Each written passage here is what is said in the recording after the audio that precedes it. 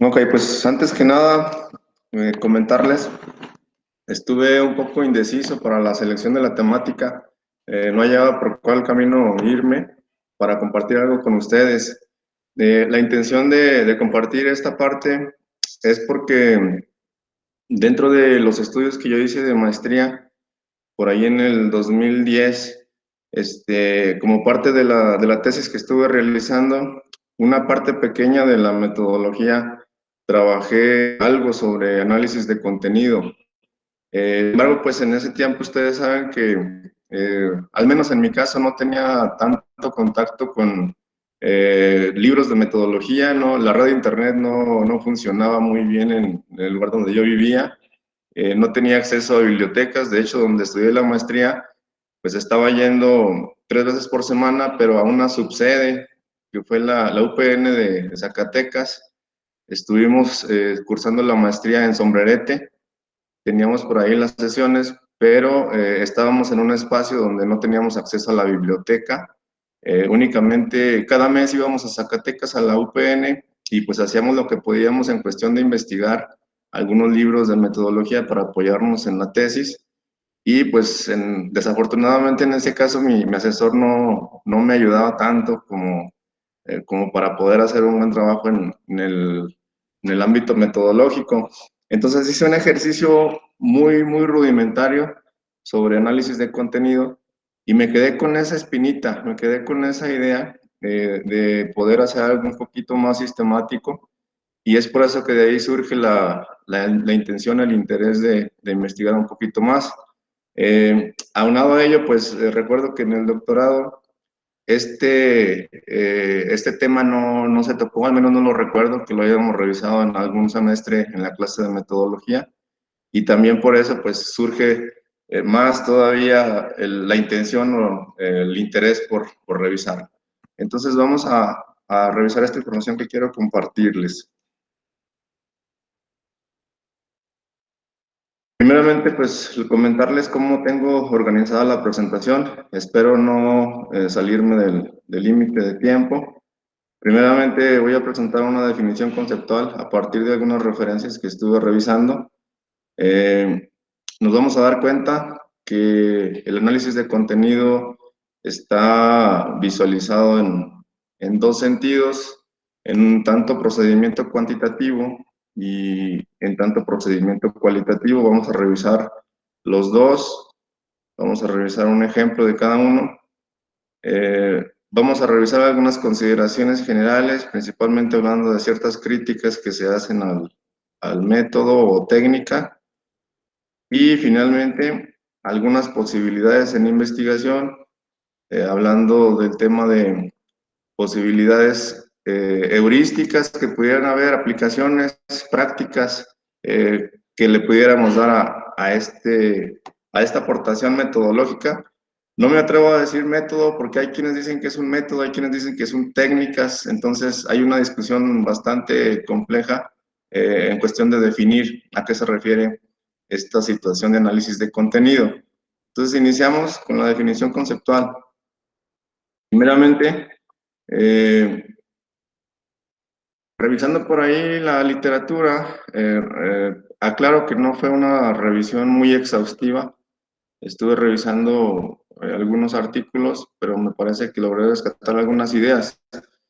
La mayoría de ellos coinciden en atribuirle la mayor parte de la creación de este aporte metodológico a dos autores, que son estos que aparecen aquí, a Berelson y Lazarfeld.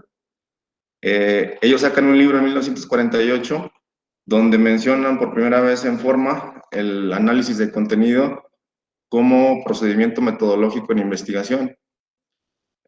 También comentarles que este tema, el análisis de contenido, aparece primeramente en las ciencias de la comunicación. Se trata de que este análisis lo utilizaban para analizar mensajes que eran producto de cierta comunicación entre individuos, y principalmente se daba en el ámbito de las ciencias de la comunicación. Poco a poco se fue exportando o importando a otros campos del conocimiento. En determinado momento también en educación tuvo alguna incidencia, pero pues este fue el inicio. Estas personas definen el análisis de contenido como una técnica de investigación para la descripción objetiva, sistemática y cuantitativa del contenido manifiesto en las comunicaciones a fin de interpretarlas. Eh, Cuando yo por primera vez escucho el tema de análisis de contenido, me surge una confusión con respecto al análisis del discurso. Muchas veces, algunas personas, algunos metodólogos que yo he revisado, como que lo toman como si fueran sinónimos, análisis del discurso y análisis de contenido. Pero luego vamos a ver que no es lo mismo, porque tienen sus especificaciones cada uno de ellos, y ahorita más adelante vamos a revisar un poquito acerca de cuáles son las principales diferencias. Entonces, comúnmente suele confundirse que análisis de contenido, dado que proviene también del campo de la comunicación, se confunde con análisis del discurso, pero no es lo mismo, claro, de acuerdo a estos referentes. Otra definición es una aproximación empírica de análisis metodológicamente controlado de textos al interior de sus contextos de comunicación, siguiendo reglas analíticas de contenido y modelos paso a paso, sin cuantificación de por medio. Eh, la mayoría de las definiciones tienen muchas cosas en común. Una vez que las revisamos todas, me parece que son 8. Voy a hacer algunos comentarios generales de lo que yo identifico en esas 8 definiciones. Para Piñuel y Raigada, 2002, es un conjunto de procedimientos interpretativos de mensajes, textos, discursos, basado en técnicas de medida cuantitativas o cualitativas, que tienen como objetivo elaborar y procesar datos relevantes sobre las condiciones de producción o empleo posterior de dichos mensajes o textos o discursos. Luego también White y March distinguen entre análisis cuantitativo y cualitativo. Estas dos últimas definiciones de esta diapositiva tienen mucho que ver. Los diferencian principalmente por el modo en que se aborda el análisis del texto. Estas personas, por ahí, al igual que otros que se referencian, mencionan que la principal diferencia entre análisis de contenido cuantitativo y análisis cualitativo es justamente la forma en que se lleva a cabo el proceso. De tal suerte que en análisis cuantitativo se hace de una forma deductiva a partir de un sistema de categorías previo. Y por el contrario, o en el otro camino, en el cualitativo, se hace de forma inductiva a partir de la generación del sistema de categorías analizados sobre la marcha, sobre el proceso. Tenemos otras más. Esta es de 2015. Se define como una técnica de interpretación y comprensión de textos escritos, orales, filmados, fotográficos, transcripciones de entrevistas y observaciones, discursos, documentos, es decir, todo tipo de registro teniendo en cuenta el contexto en el que se produce tanto lo manifiesto como lo latente de los discursos y posible de realizar análisis tanto cuanti como cualitativo. Esta es una de las definiciones un poquito más completas. Aquí ya observamos que no se reduce únicamente a hablar de mensajes, sino que ya se habla de diversos soportes de esos mensajes, toda esta gama de posibilidades. El análisis del contenido denota tanto el contenido manifiesto como el contenido latente. Esta es una de las principales críticas que se le hacen por ahí a esta metodología. Más adelante también vamos a hablar de ello. El análisis de contenido reelabora los datos brutos aglutinándolos en clústeres o conjuntos homogéneos que agrupen material de similar sentido a través de pasos sucesivos hasta llegar a la conceptualización o regla que justifique su agrupamiento. O bien, integrando dichos datos a interpretaciones o abstracciones de mayor nivel que permitan establecer relaciones e inferencias. Aquí en este párrafo podemos observar que una de las aplicaciones que se le da es justamente cuando pues, existe una amplia gama de información que requiere ser analizada y estas aportaciones metodológicas constituyen una alternativa para realizar esa tarea. El análisis de contenido es una reducción sistemática del flujo del texto u otros símbolos a un cuerpo estándar de símbolos manipulables estadísticamente, tal que represente la presencia, la intensidad o la frecuencia de ciertas características relevantes para la ciencia social. Aquí ya está explícitamente el término de análisis estadístico, eh, claramente pues haciendo alusión al análisis de contenido en su versión cuantitativa. Y finalmente, el análisis de contenido es el conjunto de los métodos y técnicas de investigación destinadas a facilitar la descripción sistemática de los componentes semánticos y formales de todo tipo de mensaje y la formulación de inferencias válidas acerca de los datos reunidos. Entonces, de acuerdo a estas definiciones, podemos identificar algunas regularidades. Primeramente, está claro que el análisis de contenido se visualiza tanto con un enfoque cuantitativo como con un enfoque cualitativo. Cabe mencionar que algunos autores que revisé por ahí comentan que primero surge el análisis de contenido cuantitativo y con el paso del tiempo se fueron creando nuevas alternativas hasta llegar a una propuesta de análisis de contenido cualitativo. Luego, muchos de los autores también comentan que el análisis de contenido es una técnica o una alternativa metodológica que simplemente pues es una ayuda para el investigador cuando se requiere de hacer tareas específicas, como las que ya revisamos, cuando requiere, por ejemplo, analizar gran cantidad de información y hacerlo de una forma sistemática.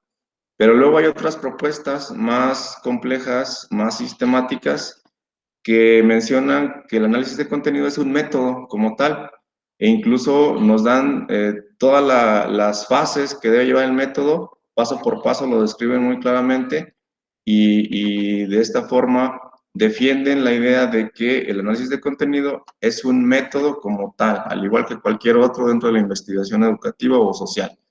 Entonces, vamos a revisar los ejemplos que tengo por aquí. Primeramente vamos a revisar el procedimiento cuantitativo.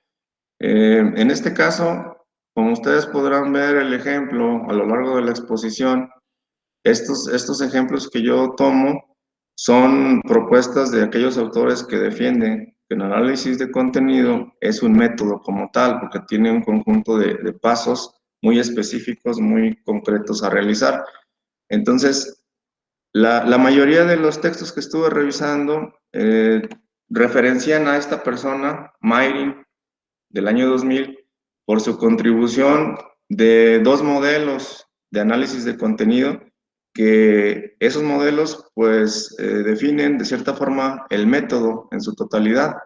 Esta misma persona, Mayrin, tiene un modelo tanto para el procedimiento cuantitativo como un modelo para el procedimiento cualitativo. Ya habíamos visto que la principal diferencia entre los dos es la forma en que se realiza el proceso. Este modelo es deductivo, acorde al planteamiento cuantitativo. A grandes rasgos, estas son las fases que se definen por este autor. Primeramente se empieza por un objetivo con preguntas de investigación, luego se realiza una definición teórica de la categoría principal y las subcategorías. Luego se elabora un libro de códigos a partir de ejemplos y reglas de codificación para las categorías. Se revisan las categorías con una muestra, se chequea y se controla la calidad de ese ejercicio y finalmente se hace el trabajo de codificación y categorización correspondiente, nuevamente implementando nuevos controles de calidad, procedimientos de validez y confiabilidad principalmente. Finalmente viene la interpretación de los resultados y la elaboración del informe de investigación. Entonces, para poder entender un poco más este modelo, me di a la tarea de buscar algunos ejemplos y encontré uno que me parece que refleja un poquito claro este modelo, pero ya en la práctica. ¿Cómo lo implementan? En este caso es un trabajo que que yo encontré que se llama Propuesta Metodológica para el Análisis de Contenido de la Parrilla de Televisión en Brasil. Análisis de un caso práctico en el estado de Sao Paulo. Esta investigación se publica en 2013, es de Ortega y Galhardi. En términos generales, lo que ellos buscan, evidentemente esta investigación es del campo de estudio de la comunicación, de las ciencias de la comunicación. La intención de ellos era revisar el contenido de la parrilla televisiva, es decir, toda la programación que se ofrece en Sao Paulo a través de todos los programas, a través de diferentes canales que se dan en televisión en ese lugar. Entonces, ellos en este diseño metodológico tratan de definir cuál es el procedimiento que van a realizar. Entonces, si lo revisamos así de manera global, podemos encontrar varias semejanzas con el modelo que les estaba comentando. Incluso esta persona en alguna parte de su trabajo, de su artículo, referencia a Mayrin con estos modelos que él propone. Entonces, estamos hablando de un ejemplo cuantitativo. ¿Cómo lo hicieron ellos? A grandes rasgos vamos a ir definiendo cada una de las fases de este diseño, que son 8 en su totalidad. Primeramente, lo que hicieron ellos en la primera fase, para definir de manera conceptual las variables, hicieron una revisión exhaustiva previa de estudios similares. En este caso, es recomendable reconocer que tiene mucha relación con investigación cuantitativa también en el ámbito educativo, o al menos en investigación social como tal. Estuve haciendo por ahí algunas comparaciones y tienen mucha relación, nada más que pues sí hay algunas especificidades que se trabajan en este método específico. Entonces, primeramente se hace la revisión de literatura para definir de manera conceptual la variable. Enseguida viene una operacionalización de variables relevantes, que en esta parte, a diferencia de investigación cuantitativa común como la que hemos revisado, la que conocemos, aquí lo que se hace es seleccionar las unidades de clasificación, las unidades de recogida de datos, es decir, qué mensajes o qué contenido es lo que se va a estar analizando, y luego ya seleccionar cada uno de los elementos que se van a someter a cuantificación. En este caso, de este ejemplo que estamos revisando, lo que ellos intentan o intentaron analizar en este caso es información como macrogénero, operacionalizada en diversos géneros como telediario, reportaje, entrevista, documentario, perdón, revista electrónica. Otro macrogénero es el entretenimiento y está toda esta clasificación. El macrogénero de educación y nada más hay un solo género. Contenido religioso, horario político y una clasificación más donde no se especifica porque no entra en ninguno de los macrogéneros, que son programas que no están categorizados o clasificados en ninguna de estas categorías. A eso le llaman ellos operacionalización de las variables. Eh, Aquí, pues sí, vamos a generar una opinión también personal nosotros, ¿verdad? A lo mejor estamos pensando que es brujería, como luego por ahí decían, parece el doctor Barraza, de algunas metodologías que luego sacan cosas que no están muy bien fundamentadas o cimentadas. Entonces, ustedes van a tener su opinión particular sobre esta información que les estoy presentando y pues vemos la utilidad que se le puede dar. En la fase 3 del diseño metodológico de este ejemplo, continuamos con el mismo ejemplo, está la elaboración del libro de códigos y la ficha de análisis. Esto, cuando yo lo revisé, me acordé justamente de lo que yo hice en la maestría, cuando les hablaba del ejercicio rudimentario que hice. Ahorita les voy a mencionar por qué encuentro una relación. La elaboración del libro de códigos no es otra cosa más que decir a qué se refiere cada uno de los códigos que se van a estar identificando en la información analizada. Entonces, la persona que genera la investigación construye este libro de códigos para que los codificadores, que en este caso se sugiere que sean varios codificadores de información, no solo por el hecho del volumen de información con la que se trabaja, sino por el hecho también de la validez, de la confiabilidad. Por ahí uno de los criterios que tiene este método es justamente hacer una comparación entre diversos codificadores para ver si ellos coinciden en lo que están analizando. Entonces, esta es la explicación de los códigos, se le proporciona a cada codificador para luego hacer el registro en fichas de análisis que también ya están predefinidas por el investigador. En este caso, este es el ejemplo del libro de códigos o codebook, que así se le conoce también, para la investigación del análisis de la parrilla televisiva en Sao Paulo.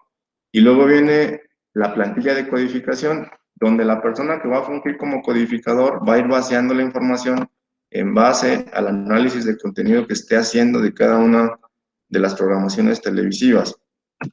Posteriormente, en la fase 4, se hace la selección de los contenidos a analizar. Evidentemente, se debe obtener una muestra estadísticamente representativa. Esto tiene mucho que ver con investigación cuantitativa también.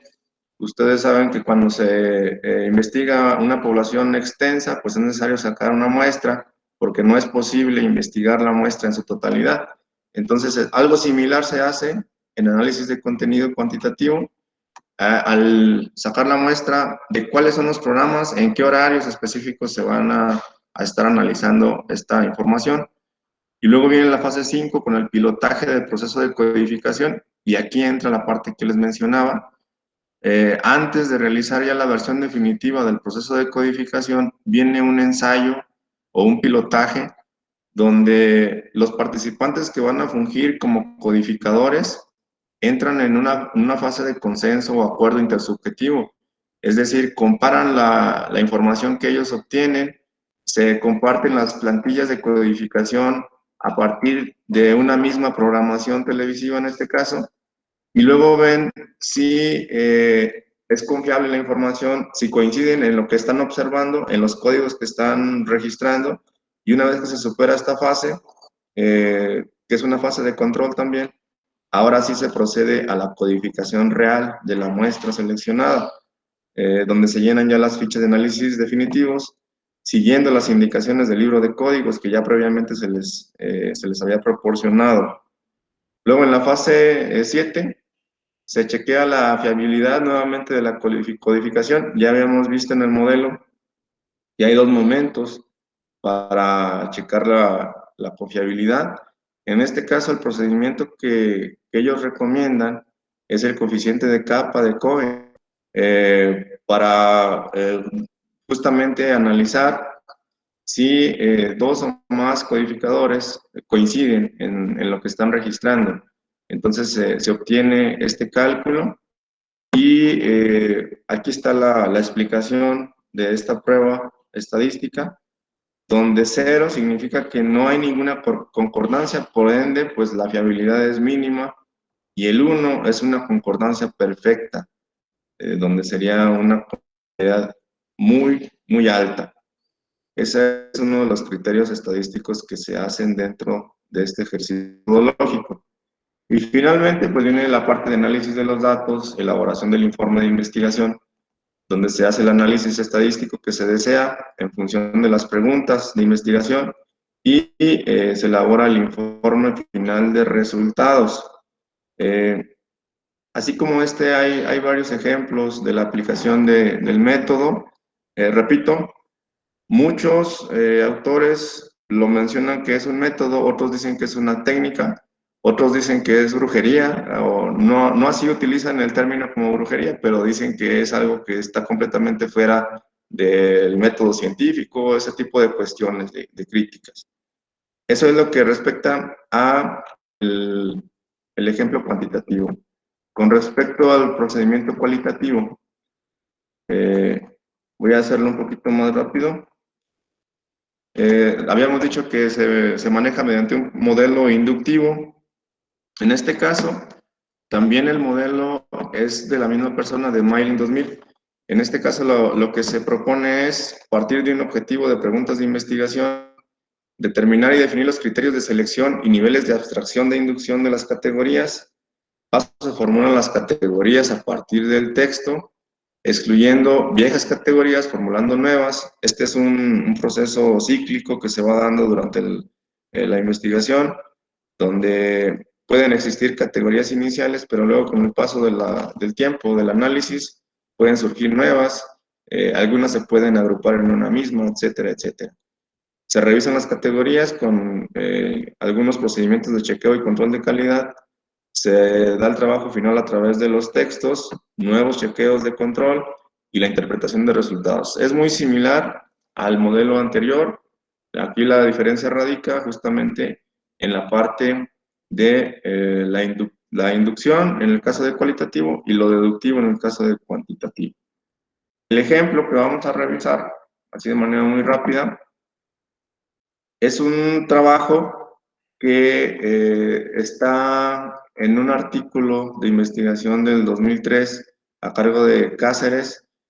Él hace un análisis muy interesante sobre las diferencias entre análisis de contenido, análisis del discurso y teoría fundamentada. Aquí él le agrega un tercer elemento donde menciona que los tres tienen relación, pero cada uno se dedica a cosas diferentes. Entonces, el artículo que esta persona analiza para explicar esta parte es un artículo que se realizó, o una investigación que se realizó en Finlandia, donde se siguen estas fases. Lo vamos a ir revisando de forma un poquito más ágil. Entonces, vamos a ver que la investigación parte de las preguntas siguientes.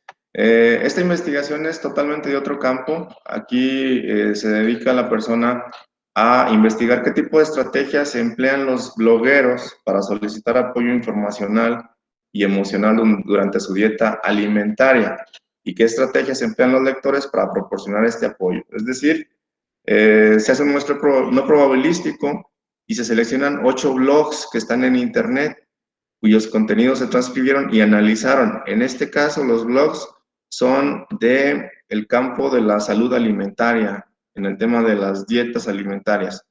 Entonces, se aplicó el método y se definieron unidades de análisis, se hicieron los análisis correspondientes, se hizo una codificación del texto. Los fragmentos se agruparon en categorías que trataban del mismo tema, se etiquetaron con un código. Si ustedes se fijan, este proceso es bastante similar también a los procesos de la investigación cualitativa, es decir, el camino que se sigue dentro del análisis de contenido como método es muy parecido a las propuestas en algunos métodos cualitativos de investigación social. Entonces, lo que obtienen son 13 categorías divididas en 3 temáticas diferentes que aquí aparecen. En este caso, pues no los vamos a revisar porque es únicamente ilustrativo de cómo aplicaron ese análisis, que evidentemente pues es un proceso mucho más artesanal, donde influye mucho la visión del investigador en este caso. Pasamos a la sección de consideraciones generales. Una vez revisados ya los ejemplos, los conceptos de este tema, vamos a revisar que hay diferencias entre análisis del discurso, análisis de contenido. Entre las principales es que, según lo que yo encontré, análisis del discurso se centra más en el proceso, en la posibilidad de aplicación del mismo se ve limitada en tanto se circunscribe a la práctica social de verbalización. Aquí se le atribuye mucha importancia al contexto en que se dan las prácticas comunicativas. Por su parte, en el análisis de contenido, aunque también se centra en la comunicación, no se restringe al plano verbal, sino que puede ser aplicado a un amplio rango de materiales visuales, sonoros, como pintura, fotografía, video, música, etc., en lo que en ocasiones se denomina material simbólico. En este caso, la separación entre lo semántico estructural del análisis de contenido y lo manifiesto latente, del análisis del discurso y lo manifiesto latente del análisis de contenido, es lo que hace que sean diferentes. Es una línea muy delgada, pero que a fin de cuentas nos permite categorizar hacia cuál propuesta se encamina el análisis. Es decir, tienen campos de estudio un poco diferentes, aunque proceden de la comunicación los dos. Entonces, tenemos 4 aspectos que quiero nada más agregar. Si bien entonces no estamos frente a una investigación científica clásica, porque como dije anteriormente, hay una crítica muy fuerte en cuanto a la validez científica de este método o de esta técnica, se debe aceptar a imponer la disciplina de científico, tal como se impone en las ciencias sociales.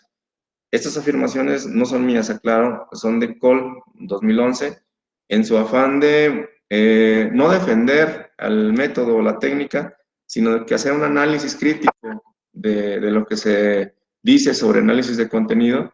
Él dice que las ciencias sociales en su totalidad, pues también no se ajustan totalmente a la disciplina del método científico. También están sujetas a la subjetividad de los investigadores. Así sea investigación cuantitativa como cualitativa. No se puede desprender el investigador social de sus conceptos, de sus ideas previas al momento de emprender una investigación, lo cual influye evidentemente en el proceso metodológico. Entonces dice que lo mismo sucede en análisis de contenido. La principal crítica es el hecho de la subjetividad del trabajo, pero pues esta persona defiende esa parte. Dice, los análisis cualitativos solo tienen un valor sólido para quienes lo realizan, que conocen todas las condiciones en que se realizó el trabajo y solo tienen valor informativo como indicios o hipótesis razonables para terceros. Es decir, esta persona dice que análisis de contenido pues tiene una utilidad a lo mejor más sólida para el propio investigador, quien realiza la investigación de acuerdo a sus intereses particulares, pero luego también puede servir como algún indicio o hipótesis razonable o para generación de ideas nuevas para terceros o para posibles lectores de los trabajos de investigación. Finalmente, posibilidades en investigación. ¿De qué manera pudiéramos aplicar esto ya en un contexto educativo? Si ustedes se fijan, en la mayoría de lo que estoy hablando no está la relación con educación y de hecho no la encontré. Por más que anduve buscando algún artículo de investigación donde en el ámbito educativo se aplicara análisis del discurso, no lo encontré como tal. Entonces, ¿de qué manera se puede aplicar? Aquí primeramente quiero platicarles la experiencia que tuve sobre este ejercicio que hice en la maestría. El objetivo que tenía era analizar la pertinencia de los materiales educativos oficiales en educación primaria, particularmente en cuarto grado de primaria. Entonces, como parte del diseño de la investigación, repito, un diseño pues bastante rudimentario. Lo que yo hice fue analizar los libros de texto bajo un diseño de análisis de contenido. Por ahí diseñé un libro de códigos, como el que vimos, por ejemplo, en la investigación del ejemplo, y diseñé también una plantilla de codificación. Lo que se analizaba de los libros era principalmente la parte didáctica, la parte del tipo de ejercicios que se proponían en los libros, la parte de la información que manejaban los libros, las imágenes, de si el mensaje que se estaba proporcionando a los alumnos era claro, ese tipo de cuestiones, ese tipo de categorías se estuvieron revisando y lo hice de forma cuantitativa. Sin embargo, repito, fue un ejercicio bastante deficiente, ahora lo comprendo, lo reconozco, porque no hubo mecanismos de control o de validez, de confiabilidad.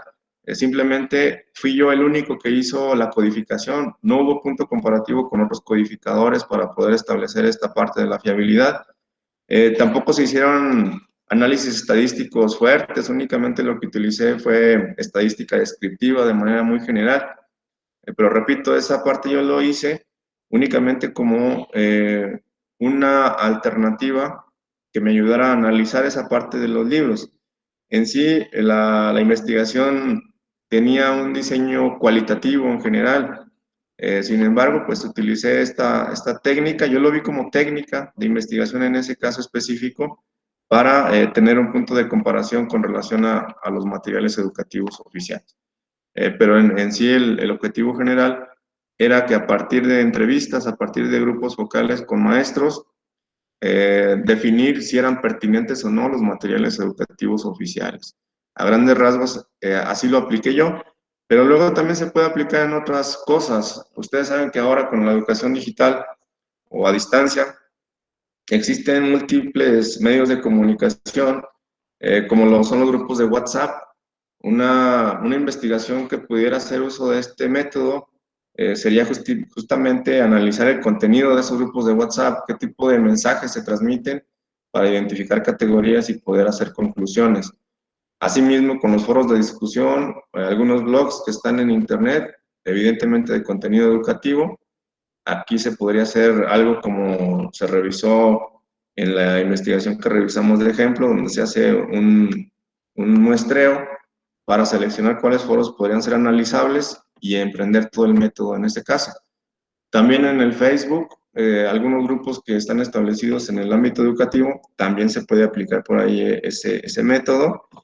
Y finalmente, donde yo le encontré una relación muy clara, es en la parte de los estados del arte. Esa parte de que los alumnos realizan al inicio de su investigación cuantitativa de la construcción del estado del conocimiento. Creo que el método de análisis de contenido puede significar una alternativa para poder hacer más sistemática la investigación inicial en cuanto a la revisión de literatura de los estudiantes. Es lo que yo encuentro como posibilidades en investigación. Y por aquí dejo algunas referencias y por mi parte sería todo. Esta presentación se las comparto en unos momentos por ahí por el grupo. Gracias.